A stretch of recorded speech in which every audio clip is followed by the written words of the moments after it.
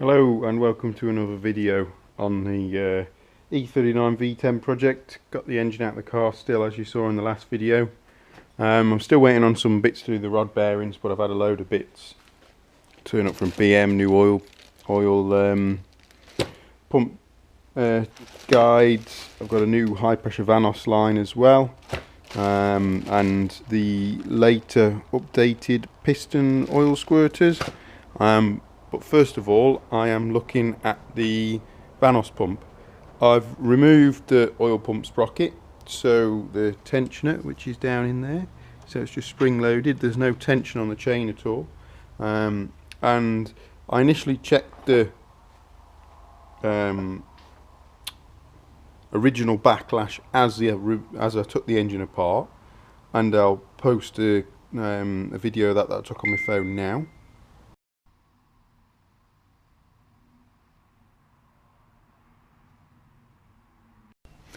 So as you saw in that video I posted it was about 8 thou, which is miles below spec.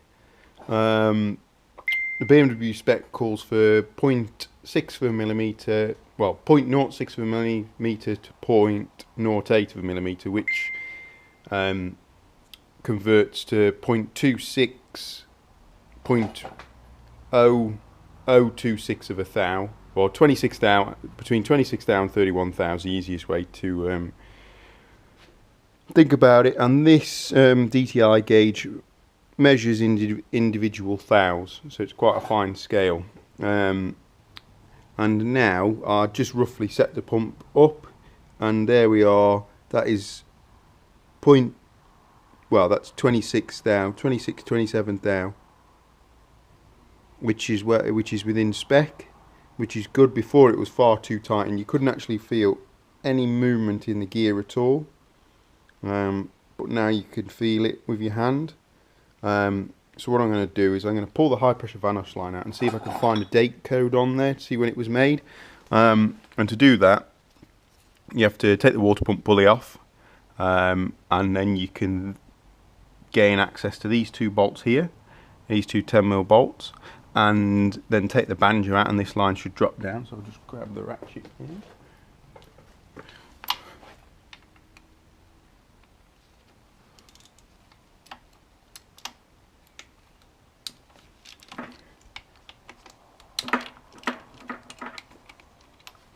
As the Vanos line comes out through the top of the block, you undo the banjo that's there, and then it will come out through the top of the block there. There is just a 6mm bolt, 10mm hex head on the top, and that then allows you to get the line out. So with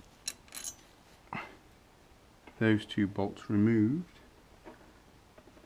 which the one on this side is actually longer than the one on that side, so I'll pop that back in a second. I should actually be able to move this line out of the way now. It goes off to each bank, and there. What I might have to do is I might have to take this power steering hose off, and that will allow me to pull the line a bit more forward. So what I'm going to do is I'm going to grab a socket now, take that off, and then I can take that nut off and we'll have a look at taking the pump off itself. Okay, so I've got the power steering hose out of the way now, and you can drop this out. I've just taken the little hex head out of there.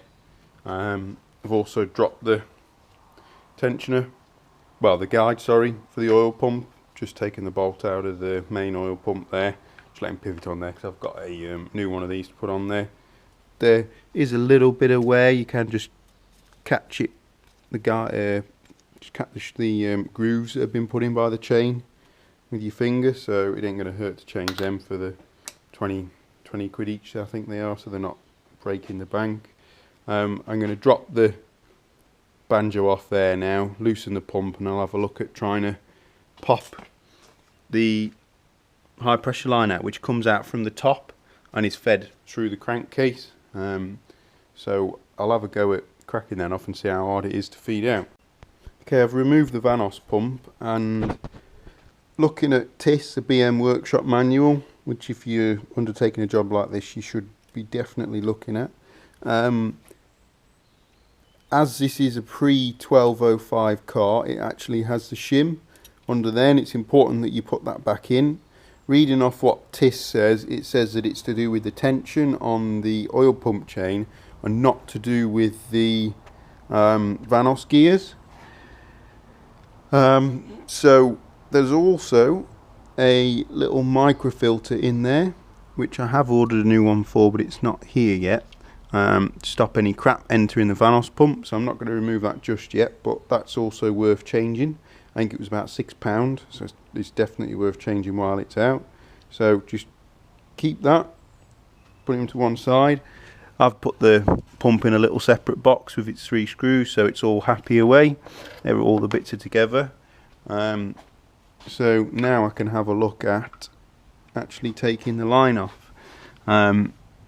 Probably get a set of grips and maybe just twist it to try and break the seal, because I'm not too bothered about this one. And then maybe just get a flat blade in there and just pop him off. So I'm going to do that now. Okay, that's the Vanos line removed. It wasn't too hard to get out. I did just use a set of grips on the end and just sort of work him left and right, slowly pull him out. Something to note is the new line doesn't come with the black O-ring there, so you do need to order that separately. And don't forget to put him on, otherwise oil will be everywhere. With the backlash being wrong on this, it does definitely seem that someone's been in here at some point. Normally most BM things have a date marker on there, and it has got the part number on there which ends 669, which is the part number for the revised Vanos line compared to an earlier one. And it does say 19/08, so whether this was manufactured the 19th week in 2008 or not, it might be the case. I'm not 100% sure, because this one's got the same and it says 4/20, so whether that was manufactured the 4th week this year. It would make sense, but I can't obviously 100% confirm that. But someone has definitely been in here before. I'd say that line, I'm pretty sure that 1908 is a manufacturing date, and if someone has been here before, then that's why the Vanos pump wasn't set right, I would think. But yeah, that's my own theory on it. So what I'm going to do now is I'm just going to have a look at the guides on the Vanos pump and compare them to the new ones to see if the newer guides have been fitted, if they're the same or not, and see if I can see any manufacturing dates on the on any of the guides at all, and see if they were ever changed as well. So I'm going to do that now and I'll report back. Okay, so these are the old 2 oil pump chain guides. The top one didn't change for the whole production of the S85. So I mean, yeah, that's the part number for it. So we'll put that to one side, and then the interesting one is they changed the lower guide. You can sort of see from the side on profile there that they are different.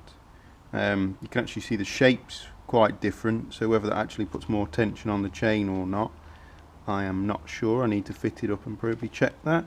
Yeah, you can see if you look that way, the actual setup there is different, so I believe there is a different bushing which goes in there, which I should have ordered hopefully. And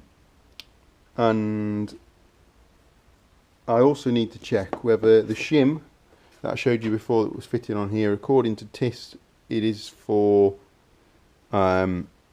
adjusting the tension on the main oil pump. I need to check whether it's needed once you have the later guide for the oil pump. There is also a little shim on there as well, so the whole pump was actually spaced upwards.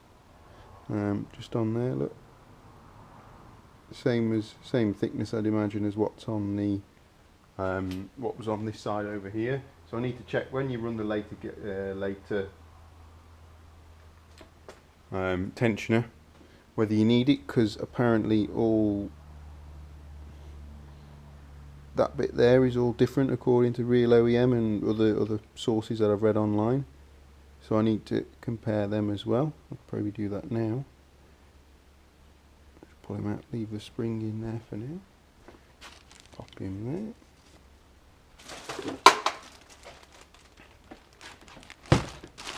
Try and find him in the bag of goodies. Yeah, that's the seal. I'm pretty sure that's the seal for the high pressure Vanos line there. So that's the part number for that.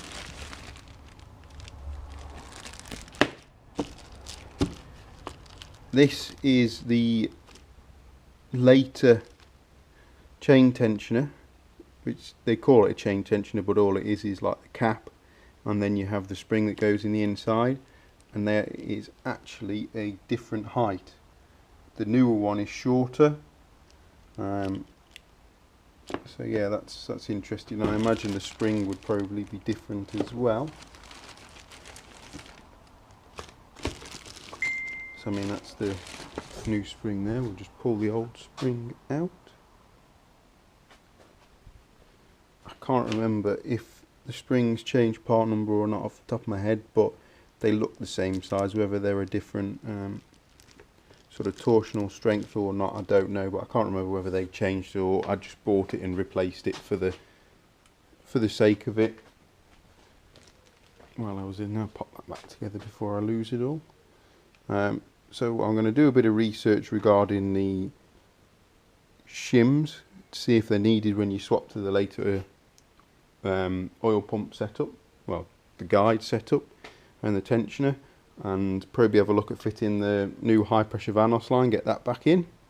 I'm still waiting on some of the bits for doing the rod bearings, so I'm not going to make a start on them till I've got it, but for now I'm just going to make a start on getting this Vanos side back together, and then I can worry about them once I've got the bits. Okay, so just looking at the pile of bits that I've ordered here, show you the part numbers. That's the part number for the updated oil pump chain tensioner, and this is for the upper guide on the chain tensioner. They didn't change throughout the model years, but I'm replacing it anyway. When you swap to later lower chain tensioner guide, you need to swap the bushing. So that's an original height bushing, and that's the later height bushing, and that's the part number for it there. You only need one of them, but I ordered two by mistake. The difference is you just compare the two of them together. You can see the height difference, so that's the reason for the bush change. That's the part number for the bolts. They didn't change, it's actually just recessed more inside, but I've just got them to replace, and then I've also got the single bolt there, which is for the upper guide there, just a new bolt for there as well. And then this is the actual chain tensioner, which I already showed before, the difference in the height to the normal one. So that's a part number for that. And I also bought a new spring, just as springs wear over time, so it went out to have a new one. Can't remember if the part number is different, but there it is, just in case anyone needs it. And that's just a spring cup. It's just a spring seat. I just replaced it for the sake of it, really. If I'm changing all the spring, I may as well change the rest for the cost. So that's a part number for that. And then you've also got the Vanos line, which I've already taken the sticker off that, so I can't show you the part number for that, but if anyone needs it, just ask in the comment section. It does not come with this O-ring though, to seal it to the crankcase, to the front timing cover, so you need to order that O-ring separate, which is that part number there. And then you need the copper washers for the banjo bolts, one on this end and one on that end of the Vanos hose as it goes into the pump, so up here, and two for there as well. So what I'm going to do now is I'm going to install the O-ring on here, put a bit of oil around the O-ring, because that'll just help it seat a bit easier. Get that bolted back in. The line is a bit fiddly, the way you have to try and feed it up and round, but if you do, when you're doing it, you'll see when you get the old one out, you have to put it in a certain way just to clock it round and send it upwards. So I'm going to fit the line now and then look at getting it tightened back up and the banjo back on there. Okay, so that's the Vanos line back in. The M6 bolt on there is done up to 10 Newton meters. That's the Vanos line up to the top now. Went in really quite easily, and I think when you tighten him up, he seems to be leaning back. It should pull it away because at the minute it is touching the gear wheel. So next job on the list is to change the chain tensioner. So that's the spring and the cap out, and might have to get inventive to get the cup out the bottom.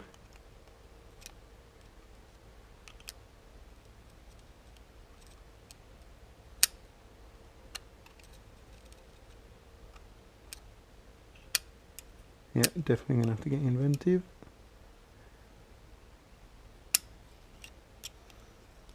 See if I've got a magnet.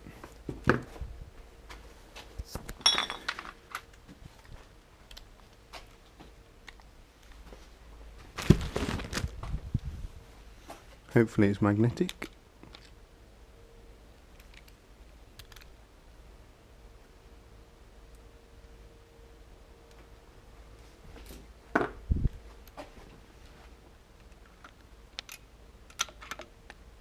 Nope, doesn't look like magnetic. I think this is going to be the only time in the whole job where it'd be easier if the engine was actually upside down for a change, but yeah, I definitely wouldn't want to be doing all these bits with the engine in the car. I mean, trying to do the Vanos pump was quite difficult. Well, it wasn't difficult, but it's just awkward trying to set everything up. Right, I'm going to stop the camera and get this bugger out. Okay, so I've got the old one out now, and there's all the new components to go in. As before, I showed you that the newer cap is shorter than the older one, and it's compensated for in the bottom of the in the size of the plastic guide. So it looks as if the hole it sits in, with having a hole in there, is fed oil pressure as well as the spring. So what we're going to do is just try and pick that up in there and hopefully not drop this. Yep. So there he is in there, and it actually shows you on TIS how this goes together. I'll just pull it up on my phone. So if you actually look there, it shows you the base, and there's an upstand on the base which locates the spring, and then it goes on to the piston. They call it a piston. The cap that goes on after. So I'm going to drop the spring in.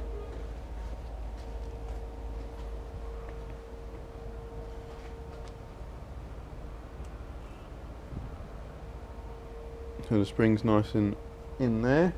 And as ever when building an engine, never put any parts in dry. So see how far away from getting this is. Alright, plenty in there.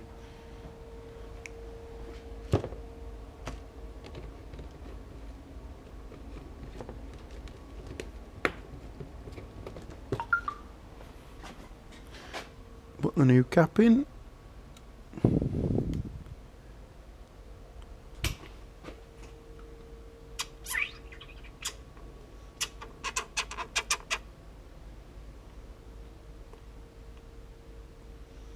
Everything's all nice and lubricated in there. Spring goes up and down nicely. No, it doesn't feel like it's dragging on the bores or anything like that. On the bore that the piston slides up and down in. So next on the list is going to be, let's move some empty bags out of the way.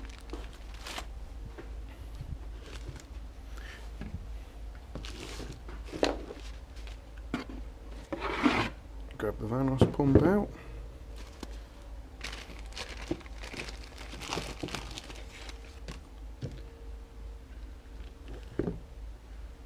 And that one sits on there, so we'll drop that in there. Then I'll move the bag with the screws in. Nope.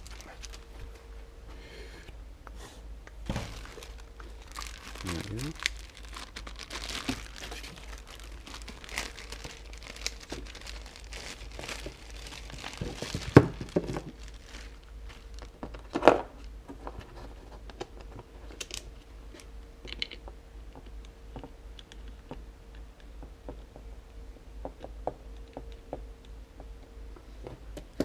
Spin that up.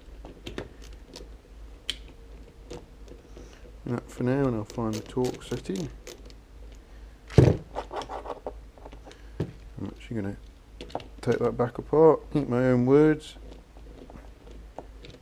There's no oil on that, so that's designed to pivot on there. So what I'll do, I'll just put a bit of oil on the bushing. It'll soon get some oil on there once you start the engine, but don't want it going together dry.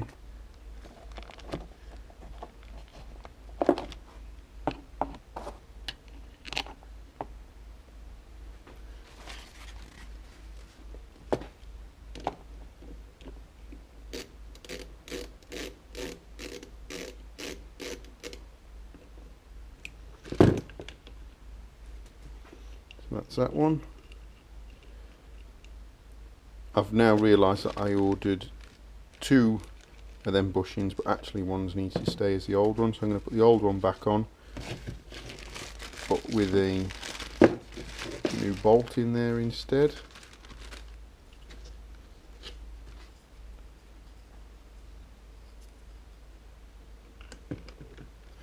That sits that way. And what happens is, with that being that can slide in and out depending on where you set the Vanos pump. Just a bit more oil on there.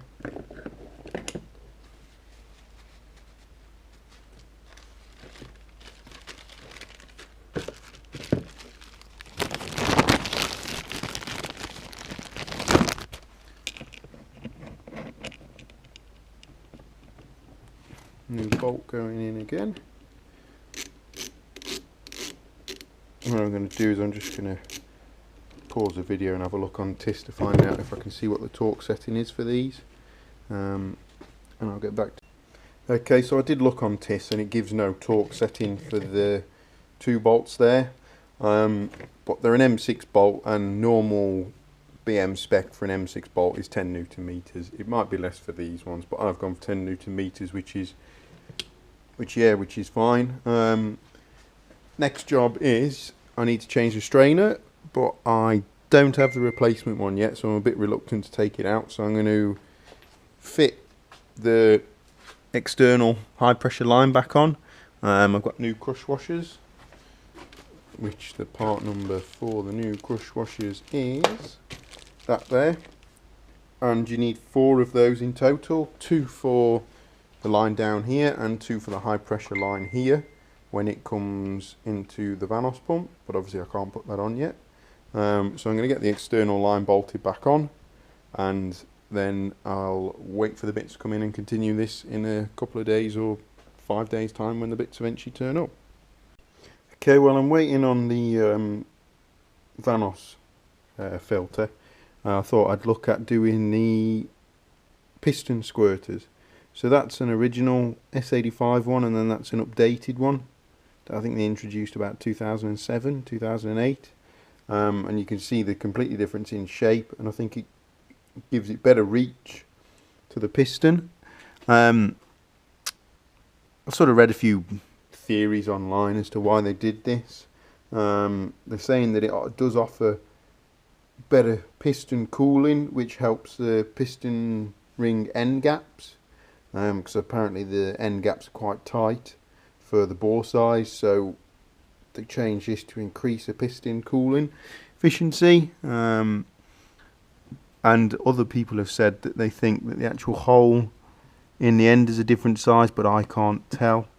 It's pretty cool design. How it works is actually like a ball bearing in the end there, so when there's not oil pressure, if there's a spring in there, it will just close the ball bearing and it saves it losing any oil pressure.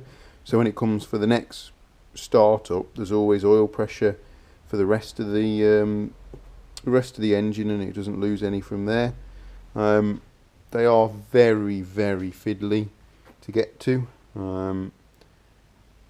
If you've got fat hands like me, trying to get your hand in there is quite difficult. So what I was using was like a little pick tool. I've got a couple more that I'm going to bring with me when I come over to work on the car next, which will make this even easier. So I'm going to offer one of them up now and try and drop him in place. To get him out, I had to get a bit inventive with a couple of extensions and such, because it can be quite difficult to obviously get in there. You just have to keep turning the engine over till you get your most straight shot to get the ratchet in. They're an M5 bolt. Wherever I put them safe in a little bag somewhere, and there they are. So I'm going to do these up to 8 Newton meters. There isn't a torque setting on TIS for these, but I'm going to go 8, and I'm sure that'll be enough.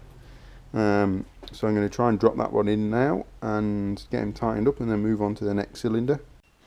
Okay, that's the first oil squirter in there. It's really, really fiddly, I won't lie. And that's comparing it to one of the old ones.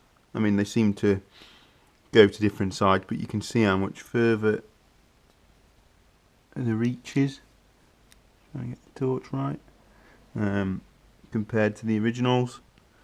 So I'm going to move on to the next one and try and get that one out. I picked up one of the telescopic magnetic grabbing tools, and that makes it so much easier, and I imagine it's going to make it so much easier to place the new one in as well. So I'd definitely recommend one of these. This might be the only job that's easier with the engine the other way up, trying to put the screws back in and sorts, but yeah, if you've got one of them, it makes it so much easier compared to trying to do it and getting fat hands in there instead. Okay, that's all the piston oil squirters in. With the claw grabby tool, best thing I've ever bought, especially for doing this. It's literally taken me the same amount of time to do the 4 as it did to do the first one without it, so I definitely recommend it. So now the oil squirters are done. I'm just going to have to wait for the bits from BM, so I'll probably pick this up in a couple of days time and resume it then. Okay, so working back on the engine again now, and all the bits have turned up. So I've got my ARP rod bolts that I was waiting for, and the bearings that I'm using are ACL bearings, and they are from Lang Engineering in the States, and they run a different size top and bottom shell to get somewhere in between the ACL standard clearance and the plus clearance range, so it's somewhere down the middle. I've already done number 1 before I started recording. Number 1's done, but number 2 that's the clearance for number 2, and it was very similar with the new bearings on the ARPs. It was a similar clearance again to that, so the old bearings are obviously worn through on the layer, as we looked in the previous video, and it gave a similar clearance to brand new bearings, but without worn through on the bearing shell, so it shouldn't cause any damage. I'm going to clean this plastic gauge off now, swap the bearings over and see what it measures then, and then compare it again to what we've measured just, and with the new ARP bolts and bearings in there. So I'm going to do that now. Okay, so this is the cap with the new bearings in, and you can just see the plastic gauges just sitting in there. So we'll leave him on there ready to go, and then with ARP studs. Comes with a special fastener lubricant, and you need to make sure you get it on the threads and on the base of that bolt head there. So when you're tightening it down, it's got something to slip against to get the correct torque setting. And these are torqued to 50 foot-pounds, or I think it's about 67.8 Newton meters. When I looked at the conversion, I mean, they are ARP 2000 studs made specifically for this application. So I'm going to grease these up and fire them in now. Okay, so I installed the new bearings, put the plastic gauge on as you saw, and now this is the clearance with the ACL bearings in there, around 0.63, which is absolutely perfect really for what the bearing should read. So that's what it was before, and that's what it is now. You can see it is somewhere very between the two. It's slightly just a little bit less, but yeah, that's perfect, that is. So I'm going to clean the plastic gauge off and fill it full of assembly lube. Never want to put the bearings in dry, and it's a bit thicker than oil, so it stays on there for longer, depending on how long your engine stays without oiling. So I'm going to clean that off, fill it full of assembly lube, and get the cap back on and torque to spec. Okay, that's number 2 all tightened down and torqued to spec. Stupidly, I was using a 10mm socket, and when I slipped off and nearly punched something, I then realised that ARPs are American, so I should be using 3/8, and to be fair, the socket fits so much better, and I can't believe I didn't notice before, but yeah, some real difference. So what I'm going to do next is do the same on cylinder 3, and so on and so on. I'll probably just rattle these out, and then I'll jump back in on doing the rest of the Vanos pump, unless I find something that's worth showing you. But hopefully all the bearing clearances are the same as what we've just done there, and we'll be happy in a way. That's all the rod bearings changed now. I ended up taking the oil pump off. It was only 3 bolts. It was just easier to get to that set there. So yeah, he's off, and he's putting back on next. So here's all the bearings, all 20 of the buggers. You can see that number 2 and number 7 are the worst, which were on the same journal, this journal here, but the crank looked fine. So, and then you got number 5 is showing more wear, but number 10's not too bad. So yeah, mainly number 2 and 7. The cap side, just absolutely perfect really. For 100,000 miles, that's no wear at all. The rod side, or the top, they always get more abuse because of the thrust coming down on there. So yeah, what I'm going to do now, well, I'm going to leave it for today, and in the morning start reassembling the oil pump and the Vanos pump, get the pickup tubes back on, and start bolting all the sump back on and getting it back together. So I'll see you in the morning.